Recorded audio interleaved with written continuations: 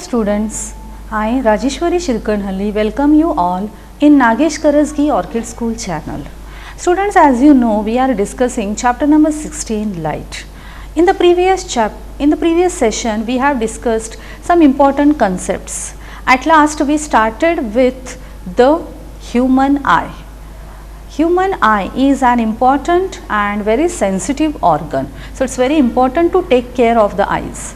So we started with the different components of eye. We have seen that the eye is somewhat spherical in shape.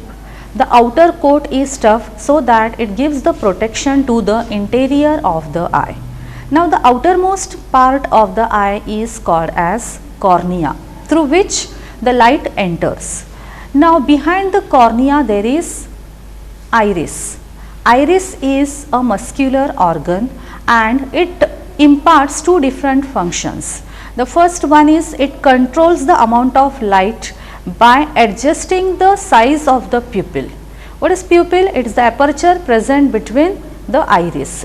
So based on the situations, the proper amount of the light should enter the eyes, and this is done with the help of iris. And the second important function which the iris does is it imparts a distinct color to the human eye. As you know that you all must have seen different people with different colored eyes.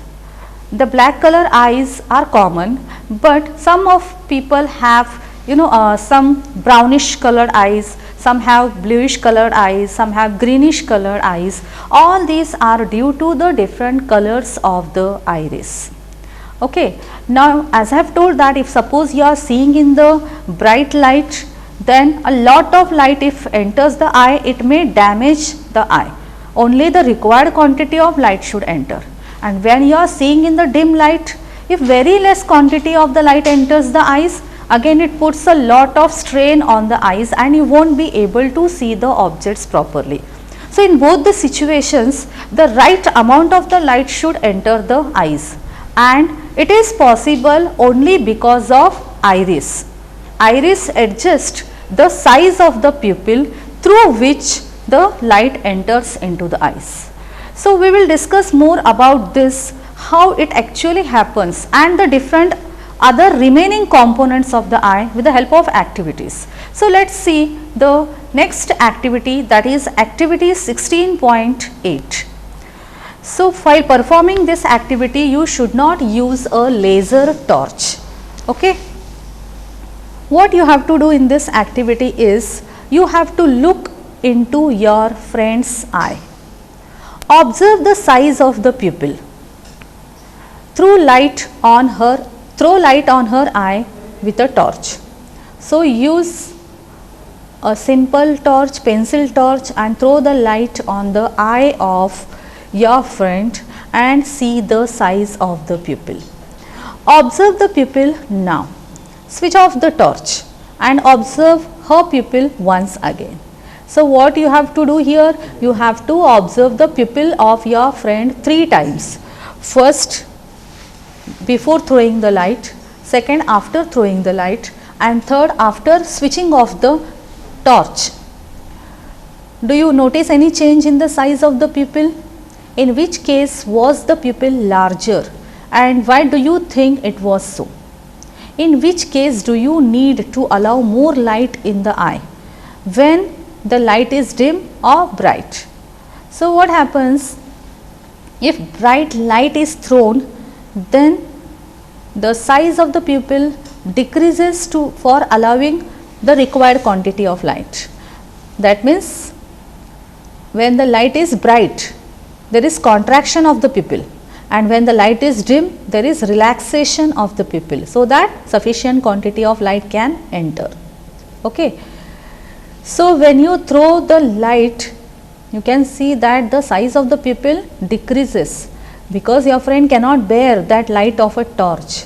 So before throwing the light and after switching off the torch, you can see the size of the pupil enlarges, means it expands.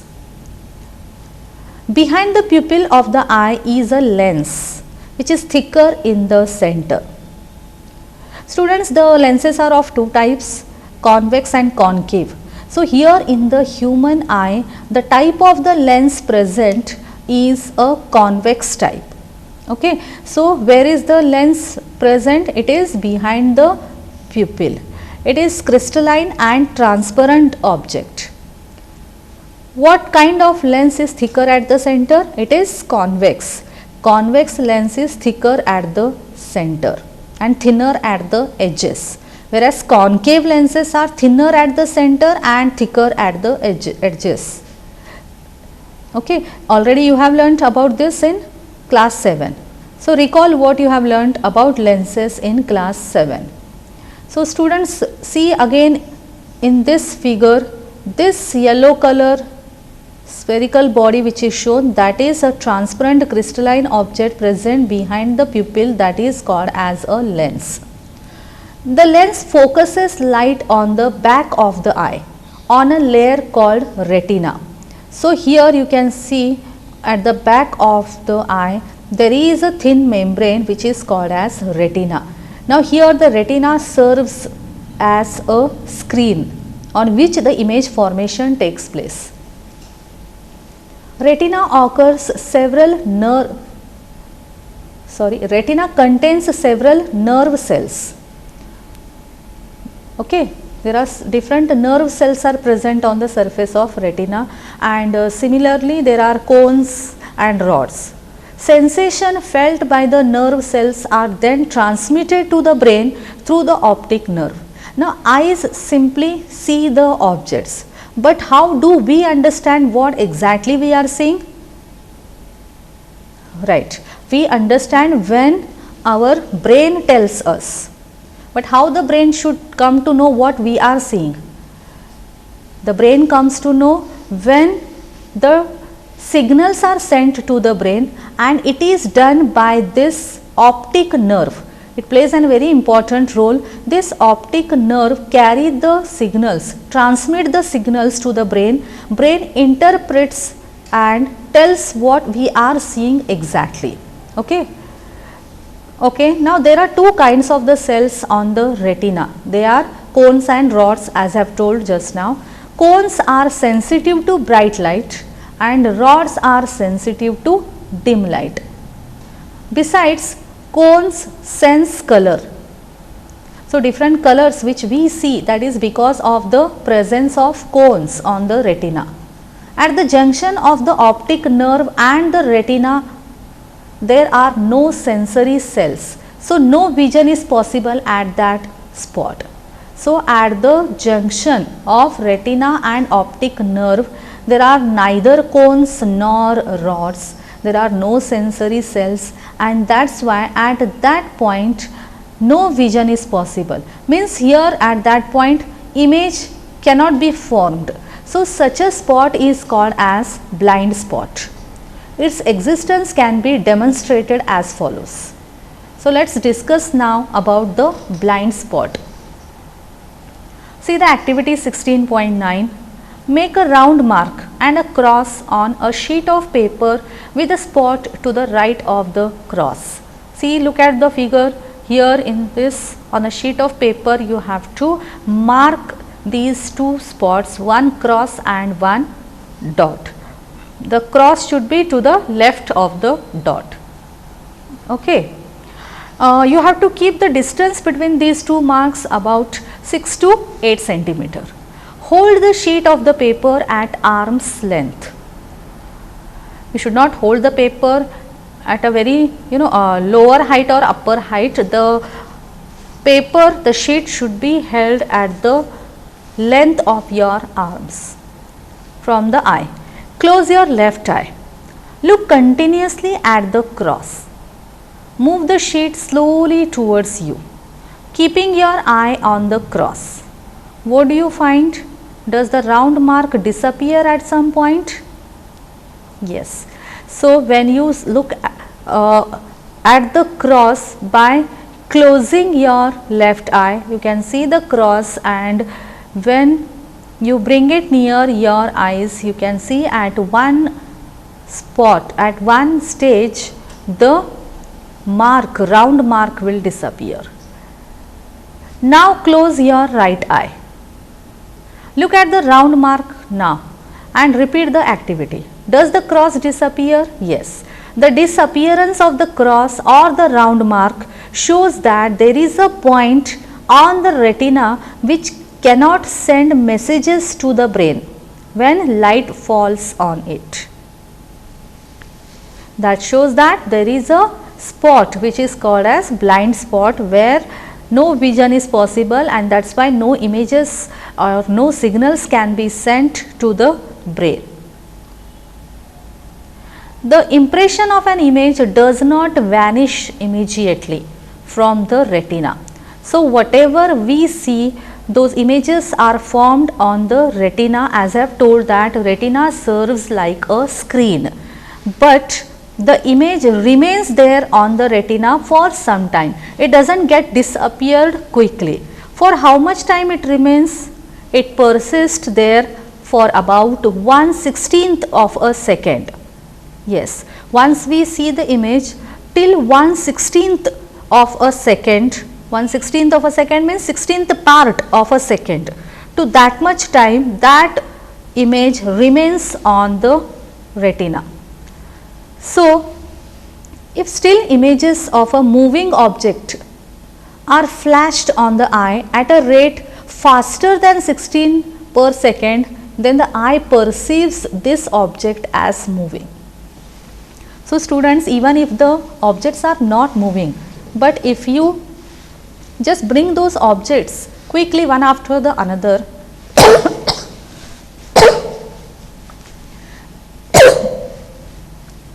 then you feel that these objects are moving. That means we see that the object is not still or steady, the objects are going. With the help of that, you can perform different activities. One such activity is given here, activity 16.10. Get a square piece of cardboard of a side 6 to 8 centimeter. Make 2 holes as shown in the figure. So, see, this is a cardboard, here 2 holes are made. So, the size of the cardboard should be 6 to 8 centimeter. Thread a string through the 2 holes. Okay, so here you can see that from both the holes a thread is passed.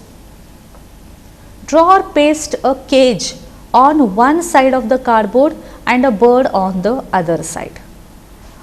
Okay, so this is a single cardboard. On one side you have to draw a cage and on the other side draw the picture of a bird or paste a picture of a bird. Only while doing so you should little bit take care that the size of the cage should be little bit bigger than the size of the bird. Okay. Now twist the string and make the card twirl rapidly. Now you have to hold those both the ends of the string and you have to rotate that cardboard so rapidly that you will see that the bird and cages are not on two sides of the cardboard. What it seems that the bird is inside the cage. Yes. Why? Because here once you see the bird, then second time cage, third time bird, fourth time cage when you rotate. But if you rotate rapidly before 1/16th of a second, then the impression of previous image and the impression of second image get mixed and you feel that the bird is inside the cage. The movies that we see are actually a number of separate pictures in a proper sequence. They are made to move across the eye usually at the rate of 24 pictures per second, which is faster than 16 per second. Yes. So, in movies the still pictures are just flashed in front of the eyes. They are made to move in front of the eyes at the rate of 24 pictures per second, which is faster than 16 per second. So, we see a moving picture. Nature has provided eyes with eyelids to protect from any object entering the eye. Eyelids also shut out light when not required. So eyelids also play very important role. These are the eyelids which protect the eyes, and they see that no foreign particle should enter the eyes. And similarly, whenever you don't require light, you can close your eyes with the help of eyelids. So these are the eyelids with the help of which you are able to sleep properly. So eye is such a wonderful instrument that it can see distant objects as well as near objects clearly. A normal human eye can see the objects which are far away and even which are very close, very clearly, distant objects as well as near objects. The minimum distance at which the eye can see objects distinctly varies with age. As the age passes, the person is not able to see the objects distinctly after a certain distance. Now, the most comfortable distance at which one can read with a normal eye is about 25 centimeters. So, this 25 centimeter is the distance at which you can read the books. If you hold the books very close to your eyes, very close means distance less than 25 centimeters, then you won't be able to see the letters, alphabets properly. It puts strain on your eyes. You can try it today itself. You can hold the book very close to your eyes and see whether you are able to read the book or not. So, for reading the book, for reading the pages, the book or page should be kept at a distance of 25 centimeters. Then without putting any strain on the eyes, you can read the book properly. Now, some persons can see near objects clearly, but cannot see distant objects so clearly. Okay, so some people suffer from some of the eye defects. So, some persons, they can see the nearby objects very clearly, but they are not able to see the distant objects so clearly. Distant objects means objects at a distance, far away objects. On the other hand, there are some persons who cannot see near objects clearly, but they can see distant objects quite well. So, there are both the type of defects are there. In one defect, a person can see the nearby objects clearly, but unable to see the far away objects. And whereas in the another defect, the person is not able to see the nearby objects clearly, but can see the far away objects. So, with suitable corrective lenses, these defects of the eye can be corrected. So, different lenses are used for these purposes, that is concave lens and convex lens. So, students, if the person is able to see the nearby objects clearly, but cannot see the far away objects, means distant objects, then concave lens is used.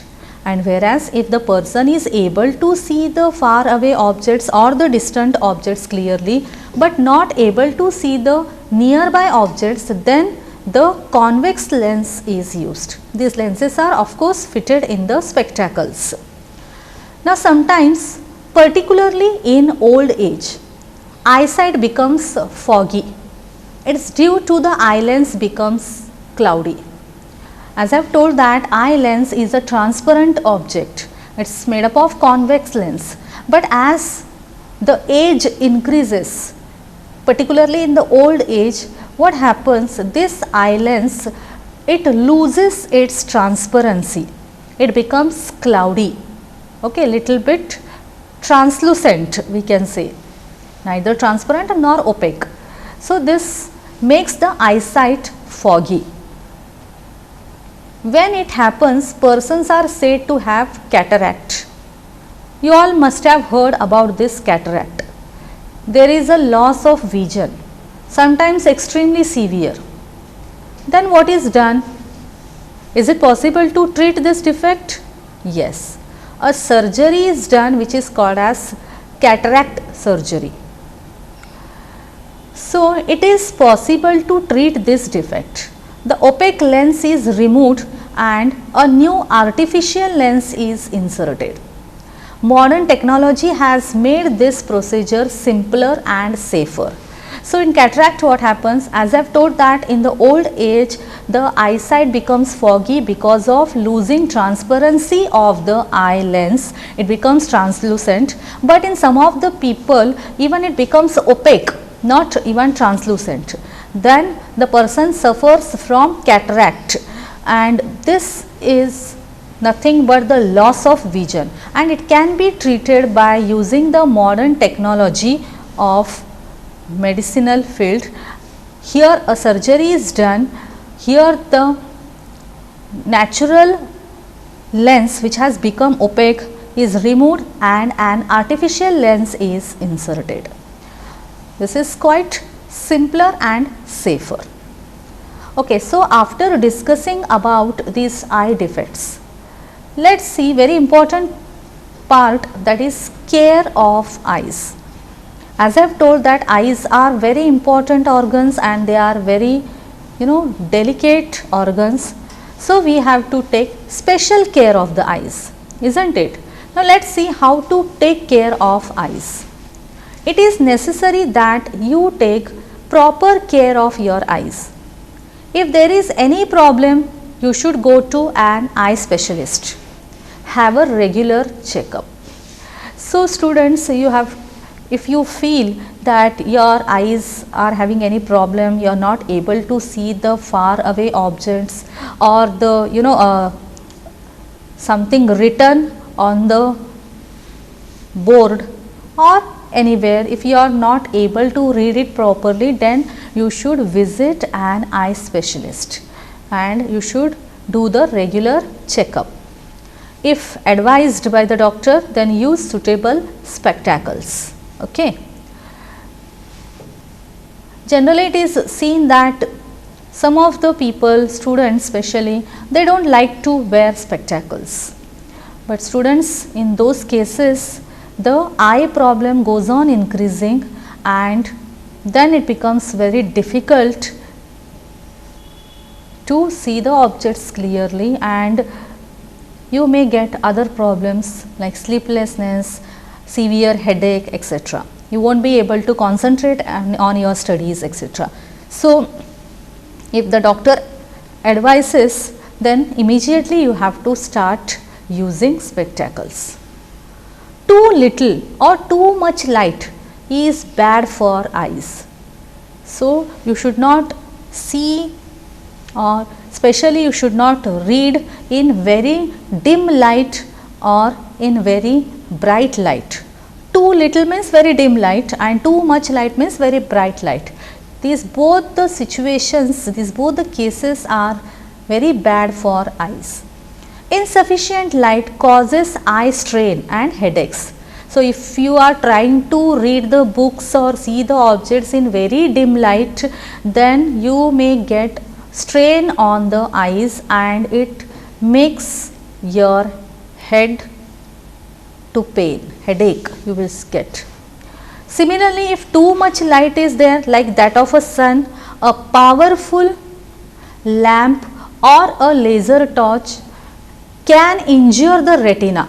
So don't try to see in very bright light like in a laser torch, etc. It may injure the retina. Do not look at the sun or a powerful light directly. Okay, so that is the another precaution which you have to take. You should not look at the sun or you should not look at the powerful light like at the lamp of the light or at the laser torch, etc. directly. Next precaution which you have to take is never rub your eyes. If particles of the dust go into your eyes, wash your eyes with clean water. If there is no improvement, then go to a doctor. So never rub the eyes, otherwise what will happen, whatever the germs, dust particles are there on your hands may enter your eyes, and similarly rubbing causes more strain on the eyes. So what you have to do in this case, if you get any irritation in the eyes or if any particles like dust particles, smoke enter into your eyes, you have to immediately wash your eyes with clean water. But still after washing your eyes, if you feel that there is no improvement, then go to a doctor. Next precaution which you have to take is wash your eyes frequently with clean water. Yes students, so you have to wash your eyes frequently, and for that you have to use a normal and clean water. Don't use very chilled water or hot water. Both are dangerous for the eyes. Use normal water. Normal water means the water at the room temperature, and the water should be clean.